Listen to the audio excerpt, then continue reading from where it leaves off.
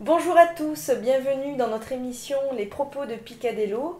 Nous avons le plaisir d'accueillir à nouveau Sophie Brangard, spécialiste et animatrice de Faber et Maslich. Bonjour Sophie. Bonjour. Vous animez des ateliers autour de la question de la fratrie, notamment un atelier qui s'intitule Frères et sœurs sans rivalité. C'est dans ce cadre-là aujourd'hui que nous vous accueillons. Une fratrie sans rivalité, tous les parents en rêvent. Oui. Hein. C'est vrai que pour les parents, c'est très fatigant de gérer les conflits au quotidien des enfants, de gérer aussi la jalousie. Oui. Hein. Oui. Est-ce que vous pouvez nous en dire plus ? Oui, bon déjà la jalousie, ça fait partie de toutes les familles, on va dire. Hein. Dans les ateliers, on a pas mal d'exercices et notamment un où on demande aux parents de se mettre dans la peau d'une femme dont l'homme prendrait une nouvelle femme. Et c'est vrai que si on imagine partager notre vie avec une autre femme ou pour un homme avec un autre homme, c'est extrêmement difficile de se dire que oui, il aime les deux de manière unique et que chacun a sa place et de garder confiance en l'amour de ce mari, sachant qu'il en a en parallèle une autre. Tout à fait. Et donc, pour les enfants, c'est tout aussi difficile d'accueillir un petit frère ou une petite sœur. C'est-à-dire qu'il a une place et la jalousie, elle est naturelle d'avoir la sensation que peut-être on est moins aimé par le parent que son frère ou sa sœur.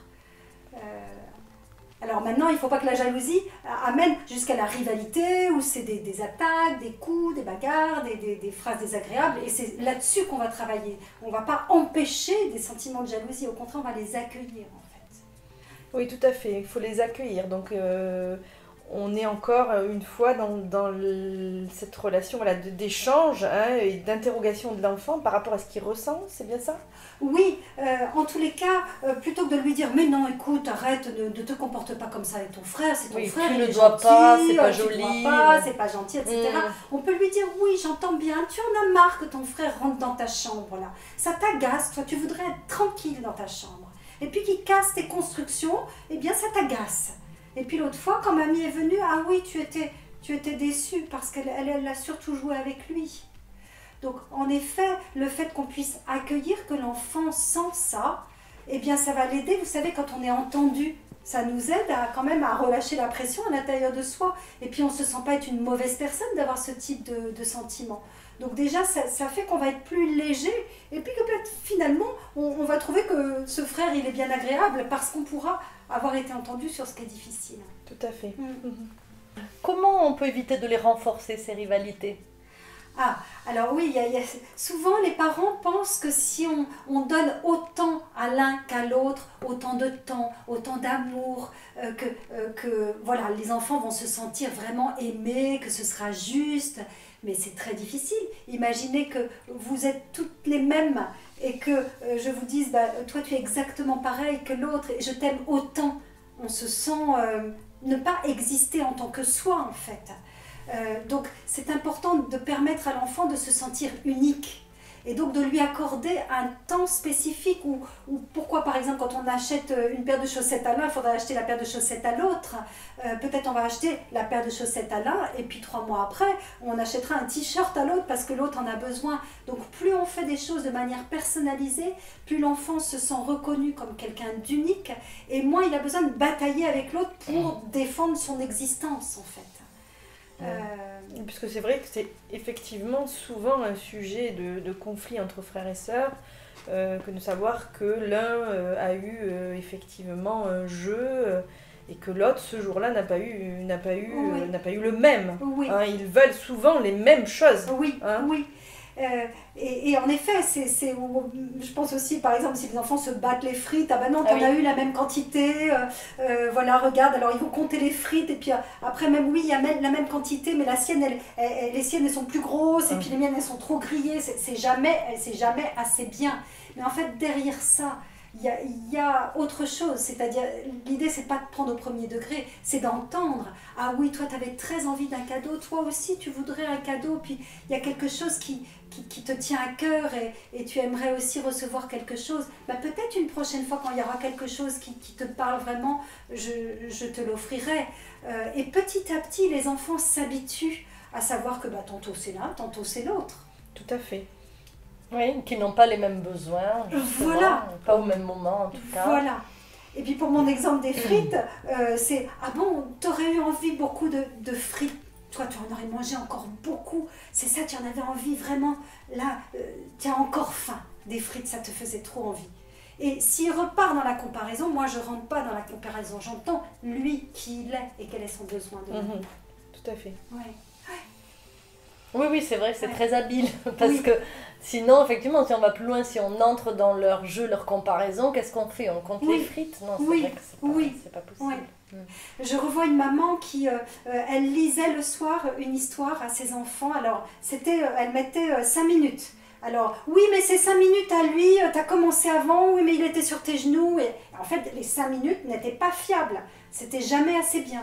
Et lorsqu'elle a décidé de proposer à chaque enfant de dire, lui, qu'est-ce qu'il avait envie de lire ou de faire ce soir-là avec sa maman, chacun choisissait son livre ou son petit jeu ou le sujet qu'il avait envie de partager, et elle n'avait plus besoin de mesurer le temps, et chacun était content parce qu'il avait eu le partage avec sa maman qu'il souhaitait. Voilà, et puis individualiser à la fois. C'est ça, c'est vraiment l'idée d'individualiser au maximum. Et si l'enfant choisit le livre le plus long de sa bibliothèque, parce qu'il se dit je vais garder ma maman toute la soirée. Oui, alors bon, bah en effet, là, à nous de voir, est-ce qu'on va dire, bah oui, je vois que tu aurais envie d'être très longtemps avec moi, maintenant là, celui-là, il est vraiment très très long, il nous faudrait 1 heure, et là, je te propose de lire juste le premier chapitre. Voilà, et on lira la suite voilà, et puis demain. peut-être la suite demain, ou peut-être qu'on pourra prendre un petit moment en rentrant de l'école, enfin, on va trouver un accord qui nous convienne à tous les deux. Donc une autre question, Sophie, lors d'une dispute à la maison entre frères et sœurs qui éclate, est-ce que le parent doit intervenir? C'est vrai qu'on a toujours tendance à avoir envie de soutenir ou de protéger un petit peu le petit dernier qui est souvent écrasé, ou par le grand frère ou la grande sœur qui est souvent aussi un petit peu plus rusé, plus mature forcément. Comment faire, doit-on intervenir en tant que parent ou laisser faire au contraire? Alors, en effet, bon, ça dépend du niveau des conflits. Si c'est un petit conflit, bon, on peut se dire qu'ils sont en train d'apprendre à se mettre d'accord entre 2 personnes et que finalement c'est pas mal de ne pas trop intervenir. Le problème, c'est que plus on intervient, plus le trio va se faire, plus les enfants vont être en conflit pour appeler l'attention de maman et pour pouvoir attirer l'attention sur eux. Donc, tout ce qu'on peut faire pour les laisser se débrouiller un petit peu seuls, c'est pas mal. Maintenant, si on voit en effet que le conflit prend des proportions, alors évidemment, s'il y a danger, on intervient tout de suite, on sépare. Mais voilà, si on voit qu'ils ont du mal à s'en sortir, il est possible d'intervenir, mais en effet, le problème c'est que souvent on a tendance à vouloir protéger le petit dernier, demander aux grands de faire quand même un effort aussi. Tout à fait. Voilà. Et qu'est-ce qui peut se passer pour le grand? Le grand, déjà, il partage sa place avec le plus petit. Et puis, en plus, sa mère est tout le temps en train de lui demander de faire des efforts pour lui. Et puis alors, oui, je ne suis pas disponible parce qu'il y a le petit, et puis tu peux prêter tes jouets parce que toi, tu peux en trouver un autre. Et au bout d'un moment, le grand, il peut en avoir vraiment marre du petit. Et ça peut monter la sensation de j'en veux à ce petit et j'ai envie de ne pas être sympathique avec lui. Oui, puis ça favorise la jalousie, du coup. On en revient à ça. Exactement. Et donc du coup, l'idée là est en effet de plus pouvoir intervenir, mais en entendant le point de vue de chacun. En évitant de se positionner en juge qui va dire qui a raison, qui a tort, qui devrait prêter, qui devrait avoir le jouet. Et les accompagner pour trouver leur propre solution, en écoutant le point de vue de chacun, un petit peu comme un médiateur finalement, mais en laissant la solution entre eux. Ce qui va leur apprendre petit à petit à gérer leurs conflits sans nous. Tout à fait. Bon, merci Sophie d'avoir partagé ce moment avec nous. Avec plaisir. Et nous vous retrouverons sûrement. Retrouvez cette interview sur www.picadello.com. Continuez à partager de bons moments avec vos enfants et à bientôt.